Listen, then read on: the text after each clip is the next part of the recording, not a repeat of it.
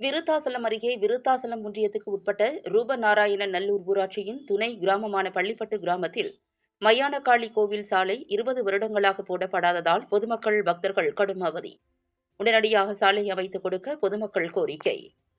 கடலூர் மாவட்டம் விருத்தாசலம் அருகே விருத்தாசலம் ஒன்றியத்துக்குட்பட்ட ரூபநாராயண நல்லூர் ஊராட்சியின் துணை கிராமமான பள்ளிப்பட்டில் பழமை வாய்ந்த மயானக்காளி கோவில் உள்ளது.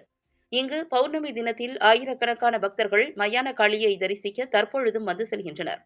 இந்த கோவில் பள்ளிப்பட்டு கிராமத்தின் மயானமாகவும் இருந்து வருகிறது.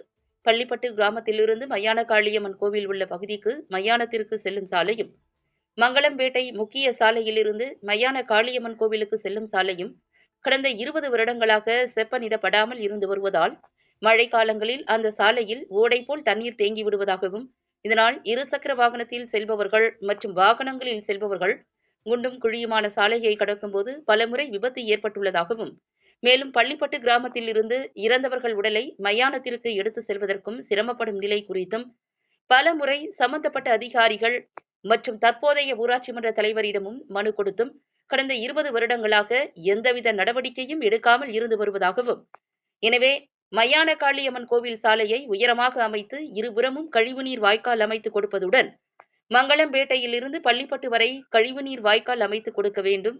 மாவட்ட நிர்வாகம் உடனடியாக தலையிட்டு மயான காளியம்மன் கோவில் சாலையை சீரமைத்துக் கொடுக்க வேண்டும் என பொதுமக்கள் கோரிக்கை விடுத்துள்ளனர்.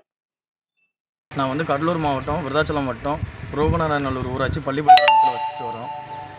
இது எங்களுடைய சுடுகாட்டுக்கு செல்கிற சாலைங்க. அங்கே காளி கோயிலும் இருக்குது.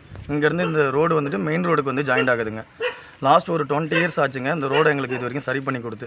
இந்த ரோடை கொஞ்சம் ஹைட் ஏற்றிட்டு ரோடை போட்டுட்டு சைடில் ட்ரைனேஜும் அமைச்சு தரோம். நாங்கள் ரொம்ப நாளாக கேட்டுட்ருக்கோம். இங்கே ஒரு குளமும் இருக்குது. இந்த குளத்துலேயும் அந்த தண்ணியை கூட அவங்க ஜாயின் பண்ணி கொண்டு போய் விட்டால் கூட எங்களுக்கு ப்ராப்ளம் இல்லை.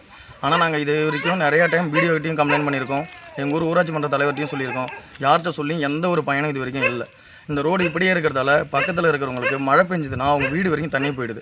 எது வரைக்கும் போயிடுதுன்னா நடு வீடு வரைக்குமே போயிடுது. அப்போ மக்கள் எப்படி அந்த நேரத்தில் வசிக்க முடியும்? இங்கே பாம்பு எல்லாமே அன்டைமில் யாராலையும் இங்கே வரக்கூட முடியாது. இது வரைக்கும் இங்கே ஒரு கரண்ட்டு, ஒரு மேலே ஒரு பல்பு கூட கிடையாது, ஒரு லைட்டு கூட கிடையாது, எந்த ஒரு வசதியும் கிடையாது இந்த ஏரியாவில். நாங்கள் பக்கத்தில் பேரூராட்சி இருக்குது, மங்களம்பேட்டை அதெல்லாம் இருக்குன்னு தான் பேர்.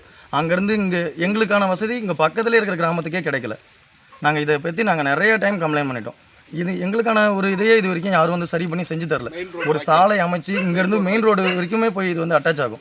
எங்கள் ஊர்லேருந்து கோயிலுக்கு 1000 பேர் வராங்க போகிறாங்க. மங்களம்பேட்டிலேருந்து அந்த மெயின் ரோட்லேருந்தே இது ஜாயிண்ட் ஆகும். அப்போ அங்கேருந்தே எங்களுக்கு அமைச்சு கொடுத்துறனால மங்களம்பேட்டை மெயின் ரோட்லேருந்து வர ரோடையே இது வரைக்கும் சரி பண்ணி தரல. வாய்க்கால் ஒரு சைடில் ஒரு ட்ரைனேஜும் கட்டி எங்களுக்கு தண்ணி அவுட் பண்ணுறதுக்கும் இடம் இருக்குது. ஸோ அவங்க ட்ரைனேஜ் கட்டி கொடுத்தாங்கன்னா ஈஸியாக தண்ணி அவுட் ஆகிடும். அது எதையுமே அவங்க செஞ்சு தரதே இல்லை.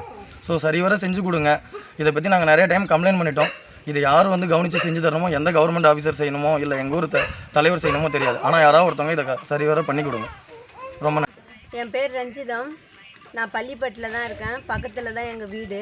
இந்த ரோடு ரொம்ப வருஷமாக போடாமல் இப்படியே தான் இருக்கும். மழை பெஞ்சால் குட்டையாக தண்ணி நிற்கும். நிறையா பேர் எங்கள் வீட்டுக்கு முன்னாடி உழுந்துருக்காங்க, நான் பார்த்துருக்கேன்.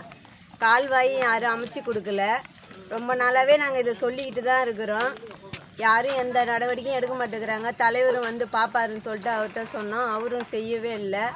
நீங்கள் அதிகாரி யார் இதை எடுத்து செய்கிறீங்களோ அவங்களுக்கு ரொம்ப நன்றி சொல்லுவோம். நாங்கள் பார்த்து செய்யுங்க ஐயா.